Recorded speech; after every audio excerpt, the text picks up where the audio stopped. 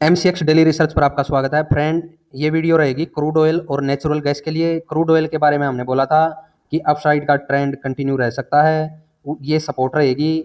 इस सपोर्ट के नीचे निकलने पर अगला टारगेट ये रहेगा। अगर इसके भी नीचे निकलता है तो ये ट्रेंड लाइन।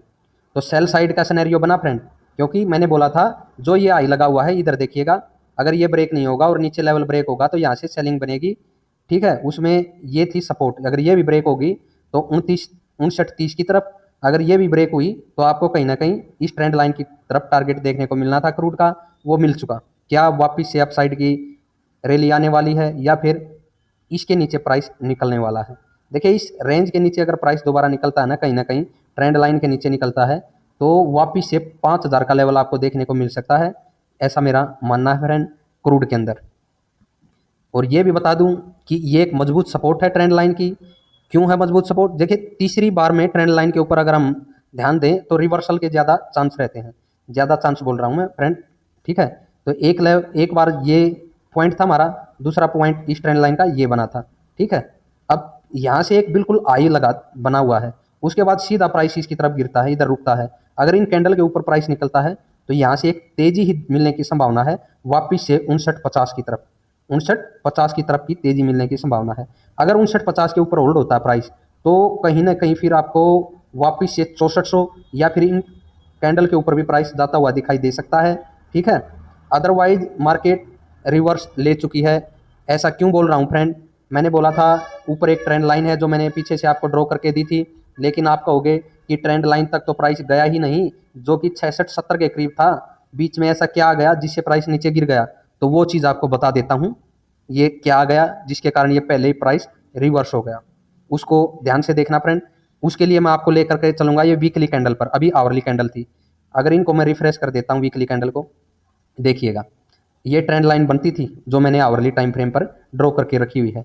इस आई को और इस आई को मैंने मिलाया और आगे इसको निकाल दिया था। यहाँ पर भी आप कहोगे अरे ये तो पहले ही नीचे मुड़ चुका है, क्यों मुड़ा, इसको टच क्यों नहीं किया? तो ये लेते हैं पैरेलल चैनल, इसके हिसाब से समझते हैं। इस आई के ऊपर मैंने रखा, ठीक है, इसके बाद मैंने इस आई को टच करते हुए सेकंड आई को और ये यहाँ तक ले आया। उसके बाद देखिए जो ये बीच में आई है, ये जो ये कैंडल है, इधर कर्सर को देखिएगा, इन कैंडल के ऊपर मैं इसको टच करता हूँ। ठीक है, तो और इसको आगे बढ़ाता हूँ तो देखिएगा ध्यान से अब चार्ट को क्या कह रहा है हमें। चार्ट ये बता रहा है फ्रेंड, ये आई था हमारा जो हमने लेना था और ये आई था, इनको टच करते हुए हमने ट्रेंड लाइन बढ़ा दी, लेकिन बीच में एक आई छूट चुका था। जो ये स्विंग आई था ये बीच में रह गया था फ्रेंड। ये दोनों आई इसके ऊपर निकले हुए थे।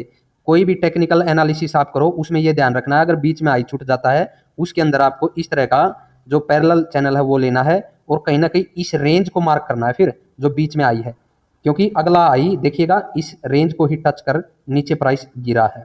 तो ये रेंज और ये रेंज और जो ये पिछली रेंज थी और ये रेंज थी, इनके हिसाब से हमने आवरली टाइम फ्रेम पर आपको ये कैंडल दिखाई थी। ठीक है, तो बिल्कुल अपने प्राइस एक्शन के हिसाब से ठीक जगह से ही प्राइस का रिवर्सल हुआ है। इसमें किसी न्यूज की या किसी चीज़ की कोई हम ये लेकर के नहीं चल सकते। न्यूज देखिए पॉजिटिव रहती तो इस ट्रेंड लाइन का ब्रेकआउट होता अपसाइड में और कहीं ना कहीं ट्रेंड अपसाइड में जाता और 7000 के ऊपर 7250 की तरफ प्राइस निकलता। न्यूज देखिए जैसे ही सीज फायर हुआ ईरान के साथ तो था कि प्राइस वापिस से लुढ़क सकता है और लेवल पर भी आई लग चुका था, इस लेवल पर प्राइस आ चुका था। तो इसलिए मैंने जो आपको आवरली टाइम फ्रेम के अंदर बताया कि देखिए आवरली टाइम फ्रेम पर मैंने क्या बताया है आपको कि ये देखते हैं यहाँ पर ये कैंडल थी, इन पर पिछले वीक में मैंने बोला था कि ये रेंज जैसे ही ब्रेक होगी इन कैंडल की, एक आई लगाने के बाद देखिए मंडे को मार्केट के अंदर एक आई लगा है, अगर आप ध्यान से देखें गैप अप की जैसा चांस था हमें मिला, इस रेंज से वापिस से एक आई मिला, लेकिन इस रेंज को ब्रेक नहीं कर पाया प्राइस और यहाँ पर लेवल आ चुका था। तो ये घूमने के बाद इसके नीचे जैसे ही प्राइस निकलता, मैंने बोला था फ्रेंड यहाँ से सेल साइड ट्रिगर हो सकती है। एक टारगेट आपको 6180 की तरफ रखना था, अगर प्राइस यहाँ पर संभल जाता तो भी अपसाइड में बढ़ सकता था, लेकिन आप देखेंगे कहीं पर भी प्राइस नहीं संभला है, नीचे ही क्लोजिंग देखने को मिली। लास्ट के 2 आवर में ये सेलिंग हमें देखने को मिली थी। उसके बाद अगले दिन फिर से गैप डाउन होता है और कहीं ना कहीं जो मैंने ये ट्रेंड लाइन आपको दे रखी थी उस ट्रेंड लाइन की सपोर्ट पर प्राइस रुका है आकर के, क्योंकि ये हमारी लास्ट सपोर्ट थी फ्रेंड 5930 के नीचे कि इधर प्राइस गिर सकता है फिर। तो देखिए बिल्कुल इसके करीब गिरता है, ऊपर जाता है, नीचे आता है, फिर ऊपर, यहीं पर रुका हुआ है। अगर इन कैंडल के ऊपर अब प्राइस निकलेगा 5700 के ऊपर रेंज के ऊपर, तो एक तेजी लौटने की संभावना है 5950 तक। उसके ऊपर सस्टेन होता है प्राइस तो वापिस से कहीं ना कहीं 6300 और 6300 के भी ऊपर सस्टेन हुआ तो ये कहीं ना कहीं आपको 6500 की तरफ भी प्राइस जाता हुआ दिखाई दे सकता है।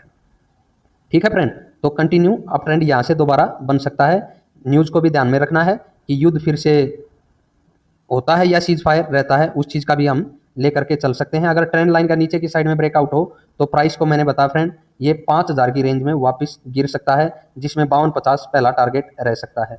5250 पहला टारगेट, अगला टारगेट 5130 और फाइनल टारगेट हमारा 5000 की रेंज रहेगी। ठीक है, ये क्रूड की बात होगी। अभी एनजी की बात करते हैं। एनजी का चार्ट है फ्रेंड, एनजी के चार्ट में जो अब ट्रेंड था वो मैंने बोला था 355 से 360 की रेंज में एक हाई लगा सकती है एनजी। उस हाई लगाने के बाद देखिए मैंने बोला था कि रिवर्स हो चुका है प्राइस, ठीक है, और सपोर्ट रखी थी 325 पर। इस प्राइस पर मैंने बोला था अगर ग्रीन कैंडल बने और इस लो के ऊपर प्राइस बढ़ जाए तो फिर भी रिवर्स हो सकता है प्राइस अपसाइड में। अदरवाइज इस लेवल के नीचे 325 के नीचे अगर क्लोजिंग मिलती है, उसका प्राइस ब्रेक होता है तो डाउन ट्रेंड कंटिन्यू रहेगा वीक के अंदर। और टारगेट हमारा इस रेंज में था फ्रेंड 305 की तरफ। 305 के भी नीचे हमें 295 की तरफ 90 की तरफ टारगेट मिला फ्रेंड एनजी में, काफ़ी बड़ा टारगेट था। उसके बाद रिकवरी भी अच्छी खासी होती हुई दिखाई दी है इस रेंज से। इस रेंज से ये रिकवरी हमें अच्छी खासी होती हुई दिखाई दी है फ्रेंड।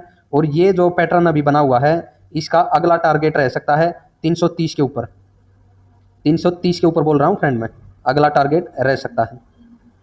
जो ये एनजी का भी ये कंटिन्यू पैटर्न बना हुआ है बाई साइड का, तो ये आगे कंटिन्यू 330 की तरफ हमें एक टारगेट दे सकती है 330 के ऊपर। ठीक है, और उसके भी ऊपर होल्ड होकर के कहीं ना कहीं एक वापिस से हमें 350 का भी टारगेट सेकंड हमें दे सकती है। सेल साइड में कब बढ़ना है, जब ये लो ब्रेक हो। अभी या अभी क्लोजिंग तो 319 पर है, क्या इसका वेट करें गिरने का? नहीं फ्रेंड, यहाँ पर भी बताता हूँ। ये तो मैंने बड़ी बात कर दी, काफ़ी टाइम इसमें 2 वीक भी लग सकते हैं, 3 वीक भी लग सकते हैं, उस हिसाब की बात कर दी कि ये जो ट्रेंड है कहीं ना कहीं अपसाइड में जा सकता है 330 के ऊपर या 350 की रेंज का दोबारा टारगेट हमें दे सकता है। ठीक है, ये बात हो गई ऐसी। और इस वीक में हमें क्या करना है वो बता देता हूँ। देखिए फ्रेंड, इस वीक में हमें जो ये बीच का लेवल था अभी, ये हमारे किसी काम का नहीं, इसको उठा करके हमें यहाँ पर रखना है। ठीक है, इसको इस रेंज में रख देता हूँ मैं 330 से 332 की रेंज में। तो क्या करना है, अगर देखिए मंडे को गैप अप मिले या फ्लैट ओपनिंग हो, अप साइड में प्राइस के जाने के ज़्यादा चांस है, फिर भी ये ग्रीन कैंडल ही ब्रेक ना हो, प्राइस घूम जाता है कहीं ना कहीं। ठीक है, घूमने के बाद लास्ट की 2 कैंडल ब्रेक हो जाती हैं प्राइस की, तो सेल साइड मान करके चलेंगे और मानेंगे कहीं ना कहीं इस रेंज में वापस से प्राइस गिर सकता है, जो कि 310 के नीचे रह सकता है। ठीक है, अगर इस कैंडल के आई की बात करूं मैं यहाँ पर, तो इस कैंडल का जो आई है वो है 308 का, यानी कि 308 की रेंज में वापस से टारगेट मिल सकता है। हो सकता है उसके नीचे भी कंटिन्यू डाउन ट्रेंड प्राइस का बना रहे फ्रेंड। वो कैसे? ये बिल्कुल एक रिवर्सल का संकेत होगा। कब होगा? जब प्राइस देखिए अप साइड से घूमता है और लास्ट की 2 कैंडल अगर ब्रेक हो जाती है ना, तो वीक के अंदर हमें डाउन ट्रेंड ही लेकर के चलना है। 308 का टारगेट, उसके नीचे भी होल्ड होता हुआ दिखाई दे तो कहीं ना कहीं वापस गिरावट 300 के नीचे की हो सकती है। 300 के नीचे की वापस गिरावट हो सकती है। और ये कैंडल भी ब्रेक हुई तो ये मान के चलना है कि ट्रेंड अभी डाउन ही रह सकता है। समझ में आई बात कुछ फ्रेंड? और अगर 308 की रेंज या फिर ये जो क्लोजिंग की रेंज है सपोर्ट का काम करती है, तो ये प्राइस आपको 330 के ऊपर और इसके ऊपर 32 के ऊपर होल्ड होता है, तो 350 की रेंज में आपको टारगेट देता हुआ दिखाई दोबारा एनजी का प्राइस दिखाई दे सकता है।